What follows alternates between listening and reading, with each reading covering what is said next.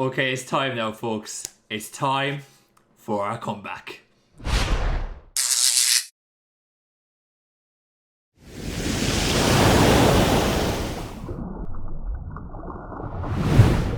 Hey guys, what's up? IrishEmerald here. Welcome back to the channel and welcome to our very first draft league back on the channel. Hopefully you guys are doing well. Hopefully you guys are excited for this video. I'm pumped but also very nervous to be back doing this again. But in case you guys are wondering what we're doing, where we're at, all this kind of good stuff, let me explain it all to you. So the first league that we're going to be back in, guys, is a league called the FIPA, or I'll give you the long version of the name.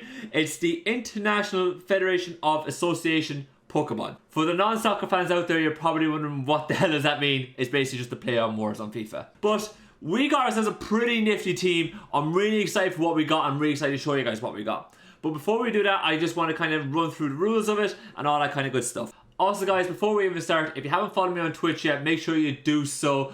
Link is in the description down below. IrishEmerald on Twitch is the handle. And since you're here already, you might as well go ahead, click that like button down below for me and make sure to smash that subscribe button as well as that bell icon so you guys will know when I have uploaded a video. But anyways guys, as I was saying, the rules for the FIPA, you're probably wondering what this league is, who we are, all that kind of good stuff. Let me just give you a quick rundown. So the FIPA is a brand new league. It was just recently created for specifically the Draft League World Championships, and we are thankfully the highest ranked possible team that is currently available for on the site. So we are pretty much getting as much points as we possibly can by competing in this league, provided we do well, of course. So we haven't exactly started off easy here. We haven't exactly eased ourselves in here. We literally went for the highest possible league we can get into, and we are in it. And it is going to be tough. There's a lot of really good players in this, and each week is going to be a challenge. There's a high likelihood that there'll be other leagues on this channel that honestly are just not going to be as tough as this league. This is probably going to be the toughest league that we have on this channel. So anyways, let's get down to the nitty gritty of it.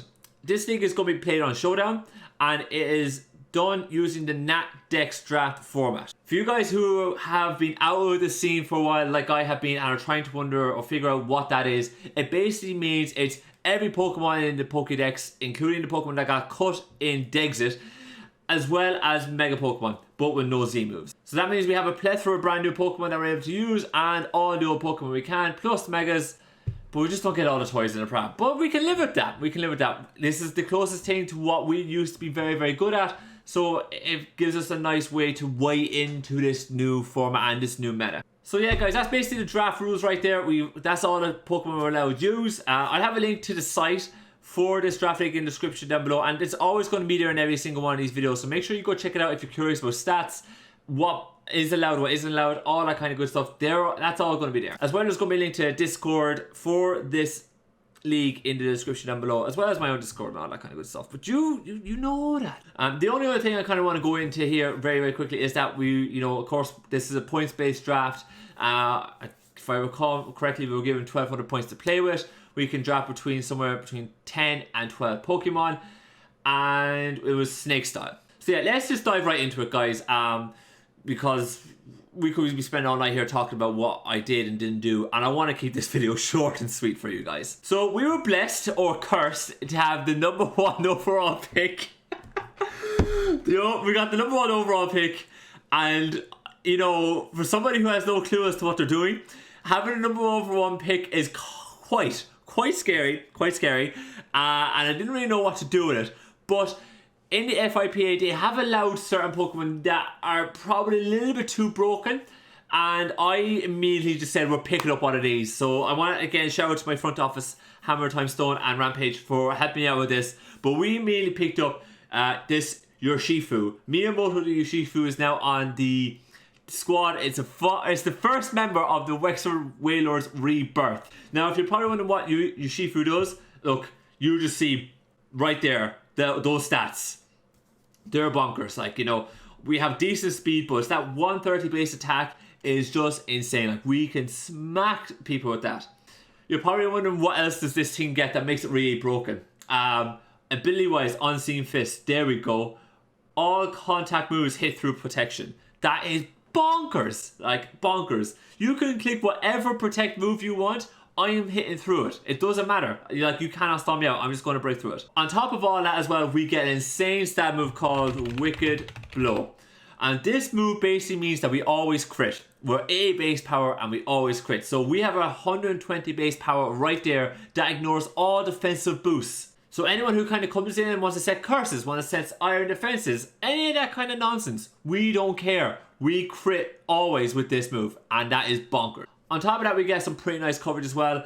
I won't be doing this for every Pokemon because some of them you kind of know already previously on my channel, but we get the likes of, you know, Bulk Up, Close Combat, you know, Darkest Lariat, which is pretty cool. We get Ice Punch for the flying types. We get Rock Slide as well. We get Superpower Taunt. U-Turn is very important. Zen Headbutt is very important. Thunder Punch is very important. We get Aerial Ace for both types too. Like, we get an awful lot of really nice stuff here with Urshifu. But that wraps up our very first pick, and that was awesome. Now, when our second pick came around, I was shocked to see that was still on the board, and I was basically hammered by our front office to get this.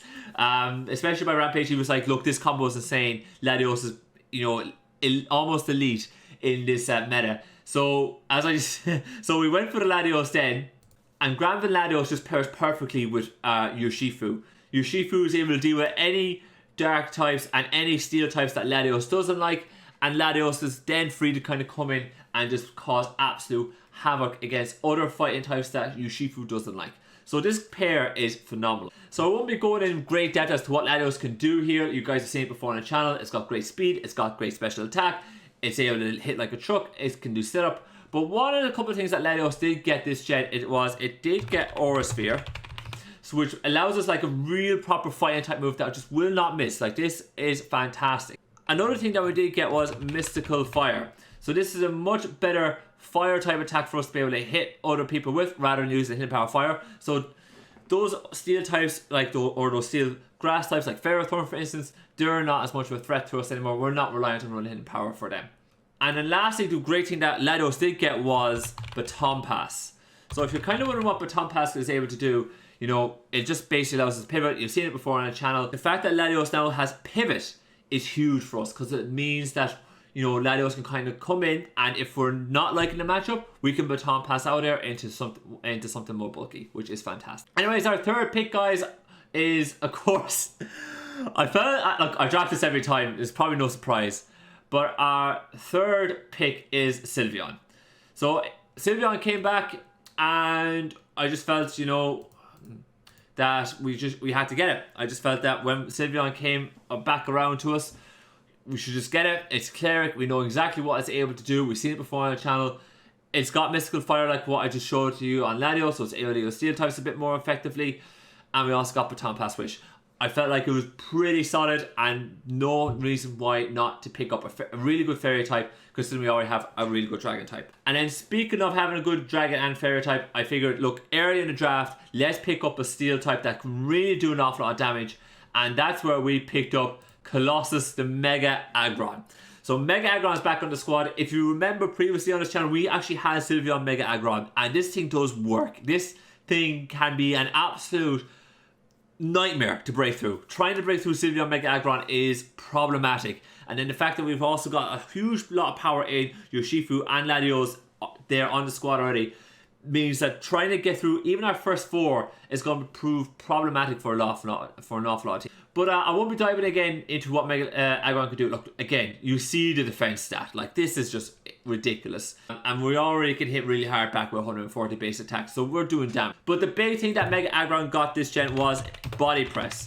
So if anyone doesn't know what Body Press can do, Body Press basically uses our defense stat as the attack stat in damage calculation. So rather than using 140 base attack for Body Press, it uses 230 base defense as a stat for calculating the damage Body Press does. This means that an awful lot of steel types that want to come in on Mega Aggron and try and wall it or slow it down aren't really free to do so, because Mega Aggron's defense is so high that Body Press is going to be able to smack them silly. And this just makes Mega Aggron all the more dangerous. So that worked out really nicely. We got a really nice 4 mons there that worked perfectly together, and it was a dream. And the fact that Mega Aggron came at like 12 points or whatever it was so cheap, it was insane. But after that, the draft came back around and we were figuring out what we should pick up next. And again, I just saw a Pokemon there that was cheap and I knew was really good and was going to prove absolute problematic for most teams to be able to break through, along with Sylveon and Megagon. And that was this thing, Milotic. So Rainbow the Milotic is back. You guys have seen Rainbow the Milotic on the team before in previous leagues, and this thing again is just insane to deal with. The one great thing with Milotic that you guys have missed probably from previous draft leagues that I was never able to use myself was that in Gen 7 burn damage got nerfed. So that means that if I use the Flame Orb with the Marvelous Scale like so, where I get my defense boost to 1.5 times, it means that Latios, rather than taking 12 damage every time for burn, we only taking like 6% damage, and that becomes a lot more manageable for us to deal with if we want a really huge bulky wall that's able to deal with defensive and special defensive threats. And as well, we get the likes of Recover, Scald, Ice Beam, Haze, all that kind of really nice utility. The one nice piece of utility that Milotic did get this gen, the one nice piece of tech that Milotic did get this gen that it didn't have previously, that some of you guys may not know of, is that it did get Flip Turn. So Flip Turn, base 60 base power, but it basically allows us to switch out after doing a damage. Effectively U-turn. But that means, it gives Milotic a chance to come in, take whatever damage it wants to take, sponge it, and then flip turn out and give us real pivoting action for us to be able to bring in our wall breakers. Speaking of wall breakers, by the way, our team has kind of got a little bit more defensive. We need to pick up a little bit more wall breaking potential in our squad, and there's no real better wall breaker that you can potentially get than Mamoswine. So Tusk the Mamoswine is back, 130 base attack.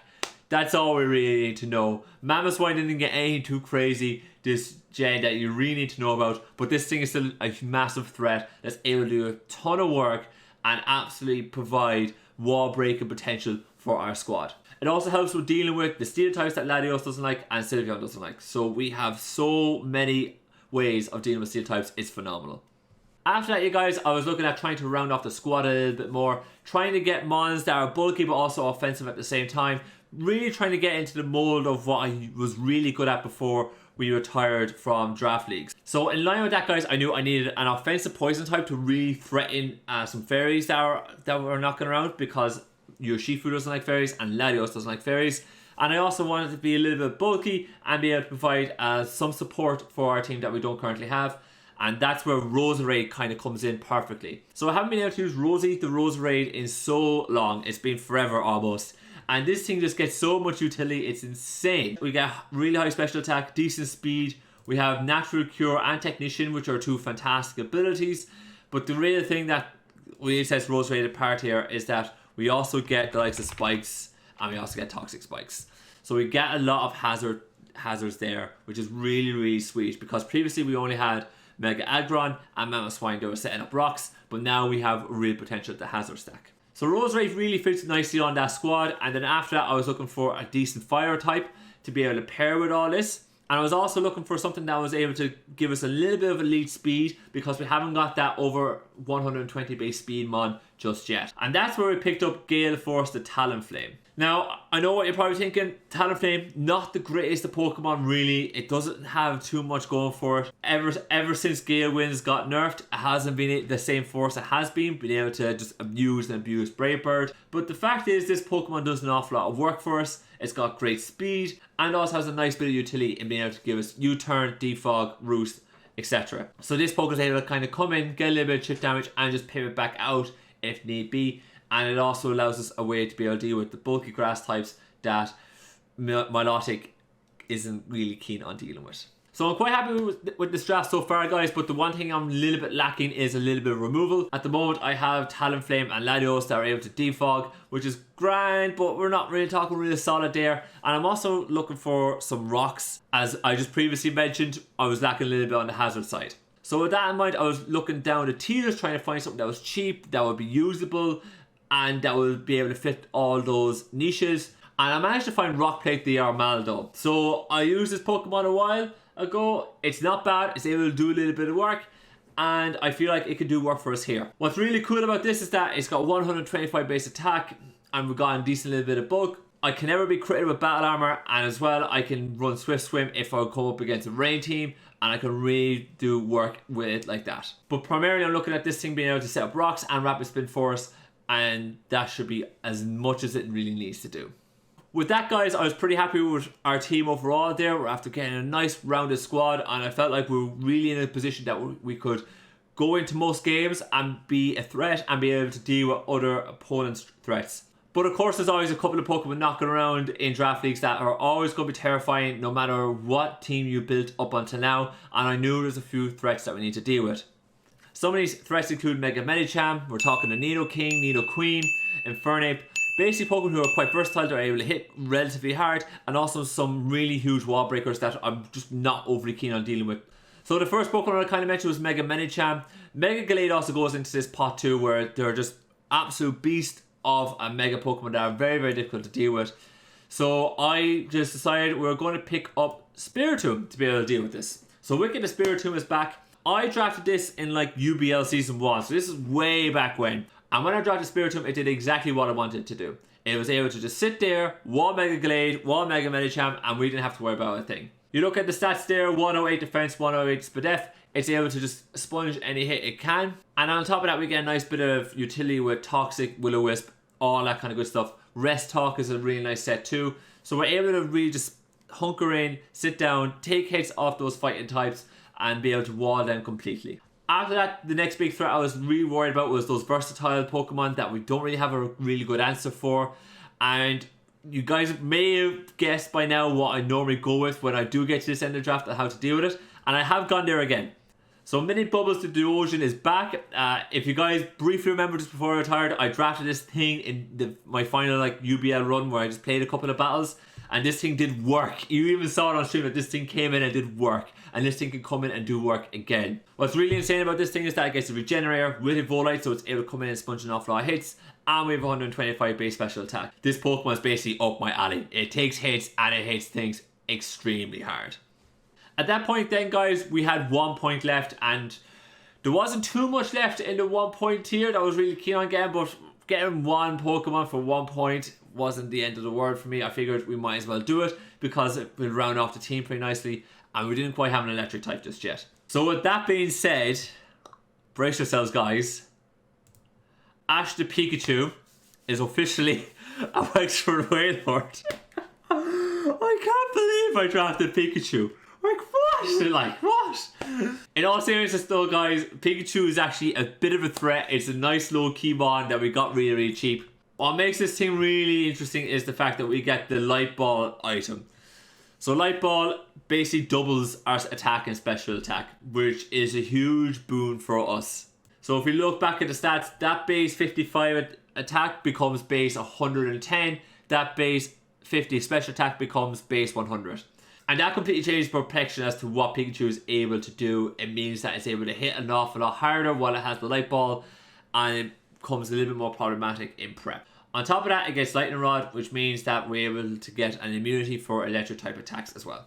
And that's the team, you guys. That's our 12-man team for the FIPA. I'm really excited to be using this squad. There's an awful lot of power there. I know towards the end of the draft we teetered off a little bit in the power, but that generally happens. We have to go digging into lower tiers to be able to find the mons we need to really piece this together. But overall though, I think we have a serious squad. I think it's really well constructed.